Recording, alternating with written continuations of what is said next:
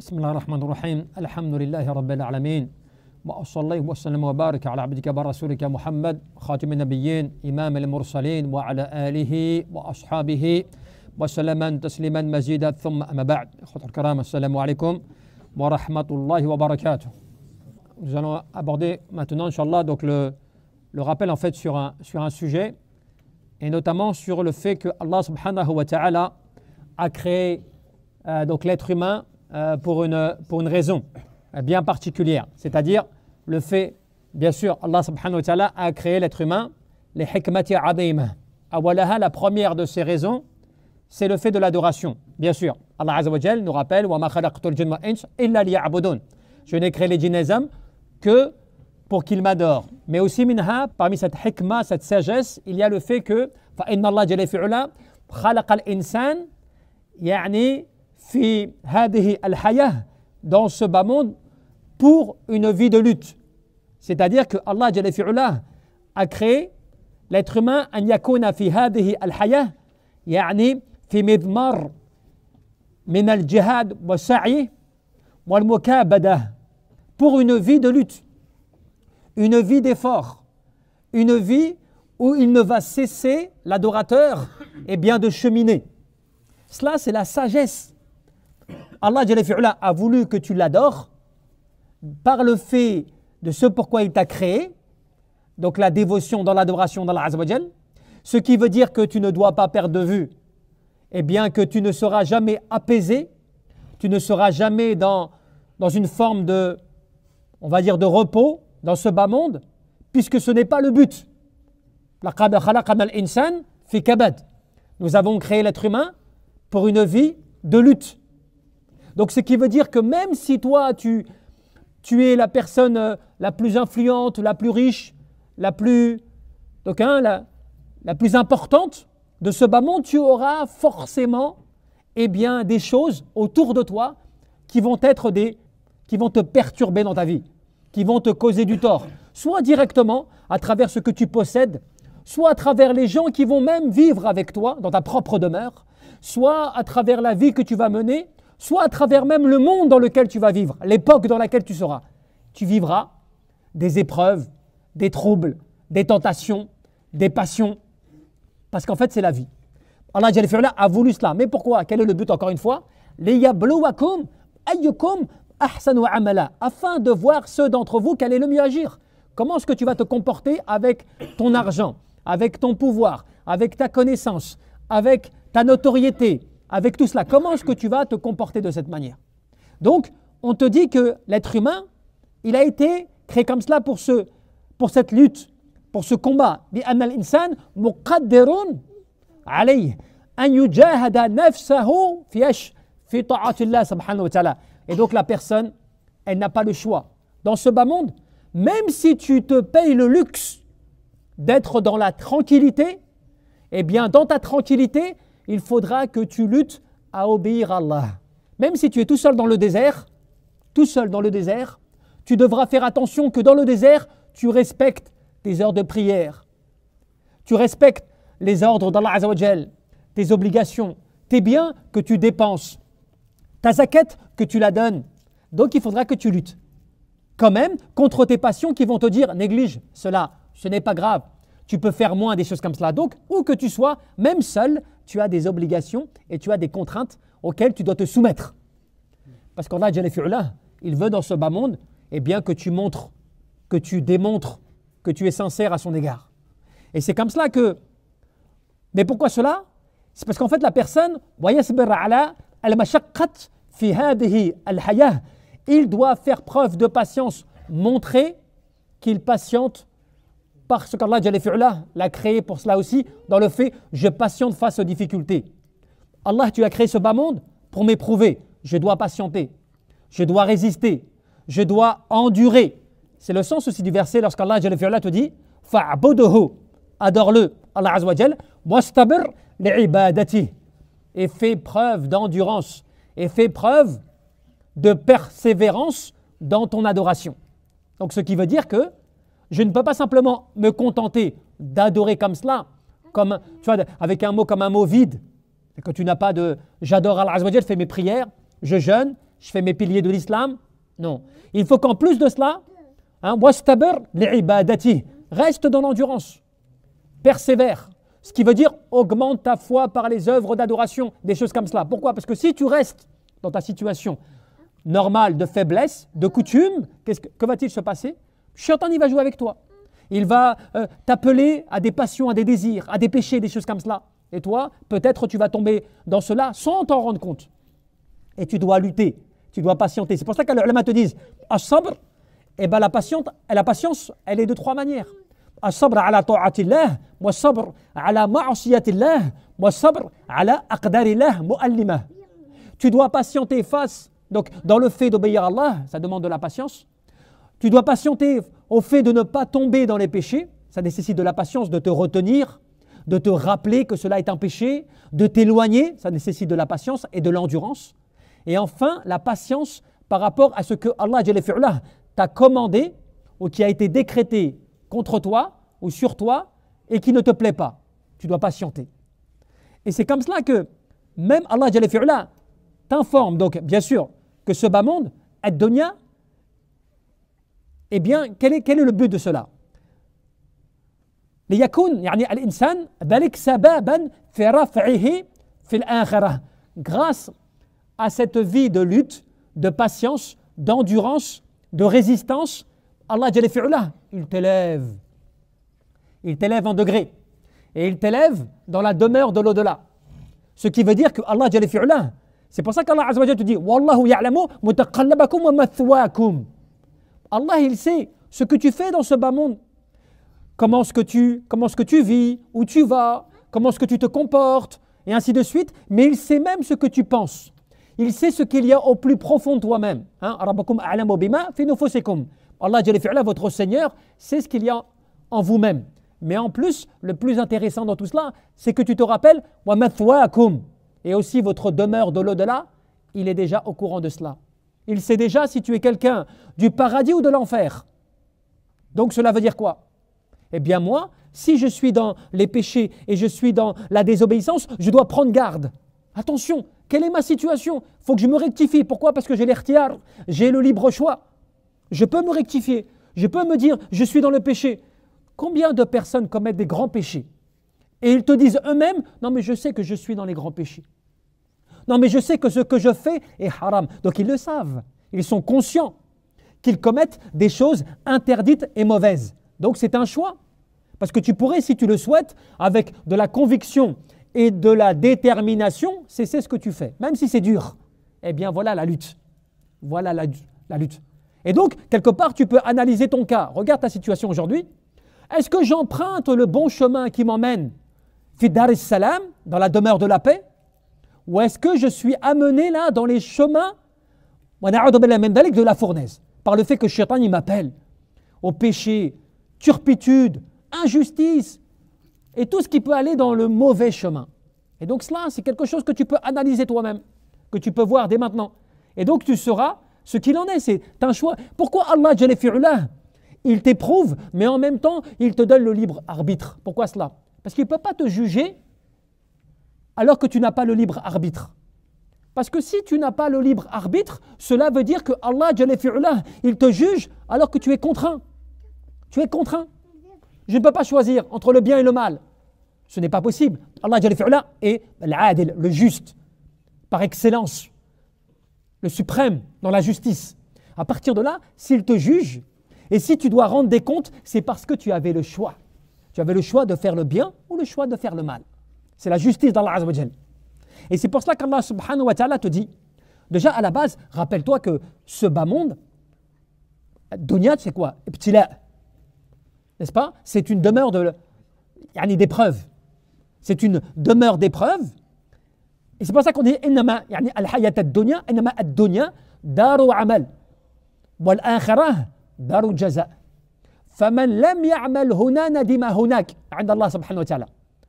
Cette demeure, c'est la demeure des œuvres. Tu dois faire, tu dois agir, tu dois patienter, tu dois endurer, tu dois résister jusqu'à temps que vienne à toi al-yaqin, la certitude. Wa'bud rabbaka hatta ya'tiyaka al-yaqin.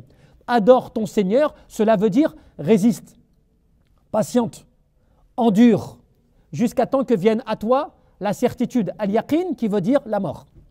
Donc tu dois patienter dans l'obéissance à Allah subhanahu wa ta'ala. Et aussi pour dire quoi? Ce bas monde, c'est la demeure des œuvres, des actes, et l'au-delà, c'est la demeure de la récompense. Donc là maintenant, tu peux agir, et celui qui ne va pas agir dans ce bas monde maintenant, eh bien forcément, il va le regretter là-bas, c'est-à-dire devant Allah subhanahu wa ta'ala. Et c'est pour cela qu'on te dit que يعني دار يعني الدنيا دار ابتلاء واختبار. C'est une demeure d'épreuve et d'examen. وقد أخبر الله جل في علا في كتابه إنا خلقنا الإنسان من نطفة أمجاد نبتله فجعلناه سميعا بصيرا.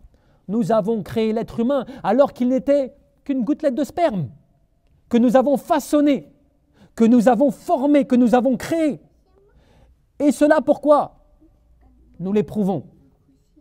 Et c'est pour ça que nous lui avons accordé le fait qu'il puisse entendre et le fait qu'il puisse voir. Là, tu as dans ce verset la preuve que Allah subhanahu wa ta'ala t'a créé et t'a façonné d'une manière excellente. Mais en plus, il t'a donné des facultés et des capacités de discernement afin que tu ne puisses pas dire demain, Yawm al-Qiyamah, je ne savais pas, je ne pouvais pas, je n'étais pas capable. Dans ce verset, il te dit, c'est pour cela que nous lui avons attribué la vue et l'écoute et l'entente. L'ouïe comme cela, pour qu'il puisse discerner, puisse voir la vérité. Et aussi, والابتلاء عبد الله هو محور هذه الحياة.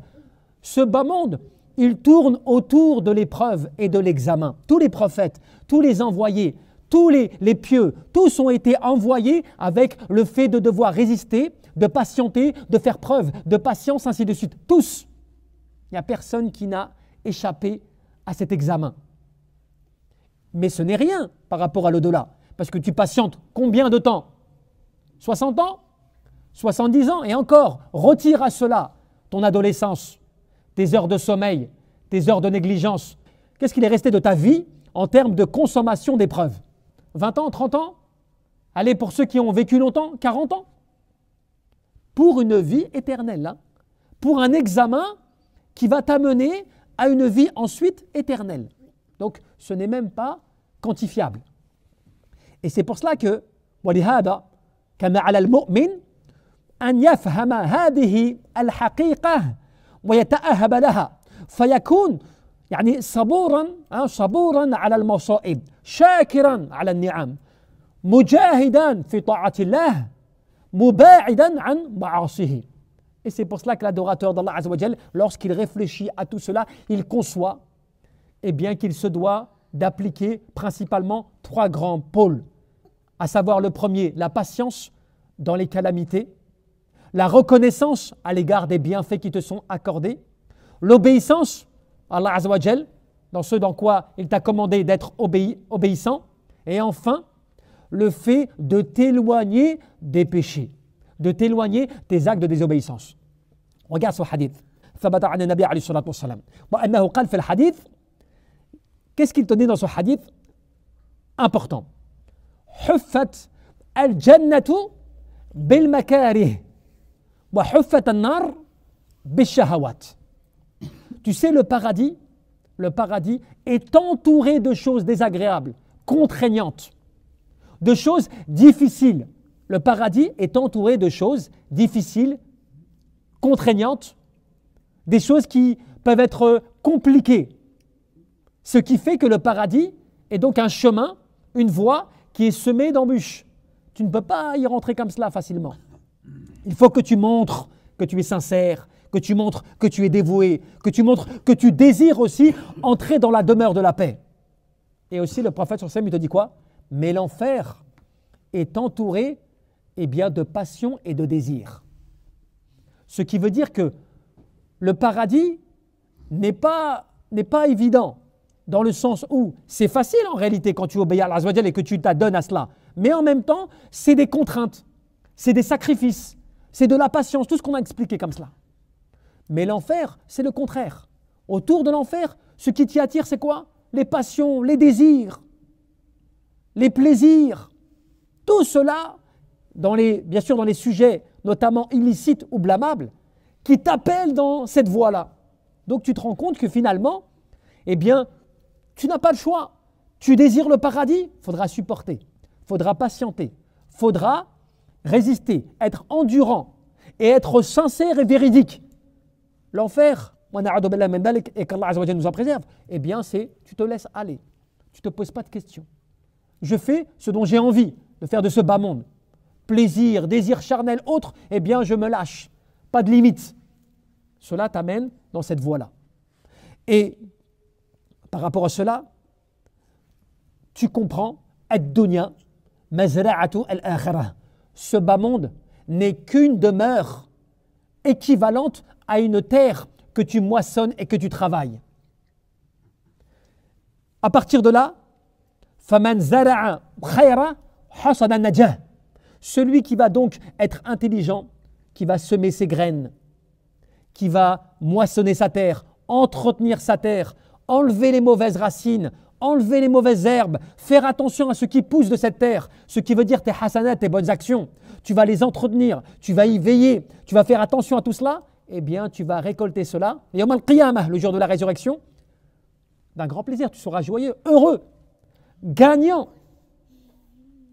Mais celui qui va laisser sa terre, que tu es sur un endroit magnifique, que tu as tout ce que tu veux, mais que tu n'entretiens pas ta terre, tu n'entretiens rien de cela, eh bien tu verras ce qui poussera de cela. Qu'est-ce qui va y pousser? Des feuilles, des choses, peut-être même des feuilles sauvages, des branches sauvages qui vont manger les bonnes. La terre sera peut-être même plus fertile à cause de cela. La sécheresse que tu vas laisser de par le fait que tu ne l'arroses pas, tout cela va causer du tort. À quoi? À tes bonnes œuvres, la hasanat, que tu vas toi-même annuler ou peut-être brûler par le fait que tu les déconsidères. Donc, ad-dunya, ce bas monde, tu le travailles comme cela, par cette vie de lutte. Nous avons créé l'être humain pour une vie de lutte. Il devra lutter. Ceux qui vont lutter pour notre cause, nous dit Allah subhanahu wa ta'ala dans la sourate Al-Ankabut, l'araignée, qu'est-ce qu'il te dit ensuite? Nous allons les guider sur nos sentiers. Hein? Parce qu'Allah est avec ceux qui font preuve de bienfaisance. Donc ce qui veut dire que, encore une fois, analyse le verset. Ceux qui luttent, ceux qui endurent, qui patientent par le fait de l'obéissance. Pourquoi est-ce que le prophète sallam te disait Jihadu akbar, jihadu nafs. La plus grande des luttes, le plus grand des combats que tu peux mener, c'est contre ton propre ego, contre tes propres passions, contre tes propres désirs. Voilà le plus grand des combattants, la plus grande des luttes. Et tu vois que c'est comme cela que, regarde un petit peu ce verset. Lorsqu'Allah te rappelle cela, ce n'est pas pour rien. Nous avons embelli ce bas monde pour ceux qui ne croient pas. C'est-à-dire que celui qui ne porte pas foi, qui ne croit pas en la résurrection et en l'au-delà, va trouver ce bas monde, bien évidemment, attrayant, attirant, une belle vitrine. Cela réjouit le cœur, les yeux, on peut y faire ce qu'on veut. Même si encore plus si bien sûr j'ai des capacités, du pouvoir, de l'argent, tout cela, c'est encore mieux. Il profite, il se lâche. Pour lui, c'est l'objectif même de sa vie. Et que ceux qui ne font pas cela n'ont rien compris à la vie. Tu ne vis pas, toi, tu es comme en prison dans ce bas monde. Si tu ne profites pas de tout cela, tu ne vis qu'une fois, comme souvent tu l'entends comme cela. Profite. Eh bien, Allah te dit dans ce verset, oui, nous avons embelli la vie, nous l'avons ornée, nous l'avons décorée pour ceux qui ne croient pas. Qui ne croient pas en la résurrection, qui ne croient pas en la rencontre avec Allah Azza wa Jal. Et ils se moquent de ceux qui ont la foi. Ils se moquent d'eux. Comme souvent, tu peux l'entendre comme cela. Mais ceux qui croient sont ceux qui sont faibles d'esprit, ceux qui ont besoin de s'attacher à quelque chose, ceux qui ont besoin de ceci, de cela. C'est une justification pour essayer de quelque part se réconforter soi-même. Que finalement, je n'ai pas besoin de croire. Je suis bien comme cela. Parce que quand je ne crois pas, je n'ai pas de limite. Je n'ai pas d'interdit. Je fais tout ce qui me passe par la tête. Et même quand tu as un semblant de croyance, eh bien, tu ne l'augmentes même pas parce que tu te plais dans ton ignorance à faire n'importe quoi. Allah Jalla fi'ala te dit وَالَّذِينَ اتَّقَوْا. Mais ceux qui croient, ceux qui ont la piété, quel est le résultat pour eux? وَالَّذِينَ اتَّقَوْا فَوْقَهُمْ لِيَوْمَ الْقِيَامَةِ. Ils seront au-dessus d'eux le jour de la résurrection. C'est eux qui seront au-dessus. Parce qu'Allah Jalla fi'ala n'est pas injuste. Inna Allah ma'a alladhina taqaw walladhina hum muhsinun. Allah Jalla fi'ala est avec ceux qui font preuve de piété. Il est avec ceux qui font preuve de bienfaisance. Donc, en résumé, celui qui croit, qui va être croyant, qui croit en Allah Azza wa Jal, qui sait qu'il est croyant, bil Qur'an, par le Coran et la Sunnah, et qui croit qu'il ne va pas rencontrer de difficultés, qu'il ne va pas être éprouvé, qu'il ne va pas être mis en test, qu'il ne va pas être tenté, que les désirs, les choses comme cela ne vont pas l'attirer, voire même parfois, il se peut qu'il va être testé par le bien, pas que par le mal. Hein. Attention, wa nablukum bishar wal khair fitnah wa ilayna turja'un. Nous allons vous éprouver par le mal, mais par le bien aussi, à titre d'examen. Par le mal, tu vas le comprendre, tout ce qui est mauvais, tout ce qui est illicite, blâmable. Mais par le bien, cela veut dire quoi? Allah Jalla fi'ala, il va t'augmenter tes biens, ton argent, ton pouvoir, ta notoriété, ta connaissance. Il va t'augmenter comme cela et finalement ce sera une épreuve. Comment vas-tu utiliser cela? Dans le bien ou dans le mal? Est-ce que tu vas t'en vanter ou te croire supérieur ou être injuste ou bien tu vas te rappeler et être reconnaissant? Tu vois? Donc tu vas t'éprouver par un bien pour toi. C'est un bien pour toi, mais en réalité, c'est un bien peut-être qui te mène au mal. Donc, tu ne seras pas libre comme cela de croire « je vis, pas de problème ».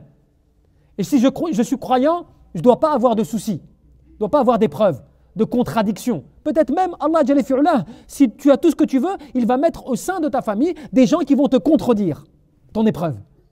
Tout va bien pour toi? Tu as l'argent, le pouvoir, la connaissance et autres. On va te mettre chez toi des gens qui vont te contredire. Comment tu te comportes maintenant? Mais ce n'est pas nouveau. Nuh alayhi salam, sa femme, son fils l'ont contredit. Ibrahim alayhi salam, son père, n'est-ce pas, l'a jeté dans le feu. Donc l'épreuve, elle peut venir. Le prophète Mohammed a été éprouvé par son peuple, par son oncle, par des gens très proches de lui. Et pourtant, il le suivait jusqu'au marché. Et lorsque le prophète Mohammed prêchait les gens, lui, il était derrière à crier « c'est un menteur, ne l'écoutez pas, c'est un menteur, c'est un sorcier, c'est un manipulateur ». Comme ça, imaginez, l'un d'entre vous ne résisterait même pas une seule fois, une seule minute. Il enlève son khamis ou khalas, il règle ça physiquement. Lui, il a patienté, il a prêché. Il a attendu parce qu'il savait que non, mon prêche, ils ne vont pas l'accepter parce qu'Allah Jalla fi'ala m'a informé que les prophètes précédents ont vécu même pire que cela. Pire que cela. Moussa alayhi salam, il est parti voir Pharaon, il n'est pas parti lui dire « Je suis envoyé d'Allah, maintenant soit tu m'écoutes, soit j'invoque et Allah il va tout détruire d'un coup. » Pas besoin de revenir. Hein. Non, Allah Jalla fi'ala lui a dit « Qulu lahu qawlan layyinan la'allahum yatadhakkarun aw yakhshan » Parle-lui avec des paroles douces. Parle-lui d'un discours doux. Peut-être grâce à cela, il va se rappeler. On parle de Pharaon, celui qui a dit « Ana rabbukumul a'la » je suis votre Seigneur le plus haut, qui se prenait pour une divinité, qui disait aux gens « C'est moi que vous devez adorer. Je ne connais autre divinité que moi-même. Je suis celui qui mérite d'être divinisé et adoré. » Et pourtant, Moussa alayhi salam, Allah Jalla fi'ala l'envoie auprès de lui en lui disant « Tu lui portes des paroles qui sont douces. Parle-lui convenablement. Peut-être va-t-il se rappeler et va craindre Allah Azza wa Jal. » Donc, c'était quoi le devoir? C'était quoi la leçon? Tu devras patienter, résister. Les choses ne vont pas se faire comme cela, d'un coup. Tu devras endurer, supporter, même avoir peur, parce que Moussa alayhi salam a eu peur aussi. Quand il a demandé Haroun alayhi salam, assiste-moi de mon frère Haroun. Parce que j'ai peur que lorsque je vais parler, de par le fait, comme on dit qu'il avait sur la langue quelque chose qui l'empêchait parfois de prononcer certains mots clairement, tu vois, eh bien il demandait l'assistance de son frère. Donc ça prouve qu'il avait une certaine peur et Allah Jalla fi'ala lui a dit « N'aie pas peur, je suis avec vous deux et j'entends et je vois. » C'est un petit peu la situation. Ce n'est pas quelqu'un qui se sentait rassuré dans le sens où c'est bon, je suis le plus fort. Donc c'est pour dire, alors imagine toi en tant que croyant qui a le livre d'Allah la guidance, le bonheur, tout cela entre tes mains, ne crois pas que cela va être facile. Il faut résister, patienter, endurer, espérer, invoquer, mais surtout il faut mettre en œuvre. Mais Allah, il te le dit dans le Coran, hein, ceux qui craignent, ils seront au-dessus. C'est eux qui seront au-dessus le jour de la résurrection. Tu vois? Wallahu a'lam, tabaraka wa ta'ala.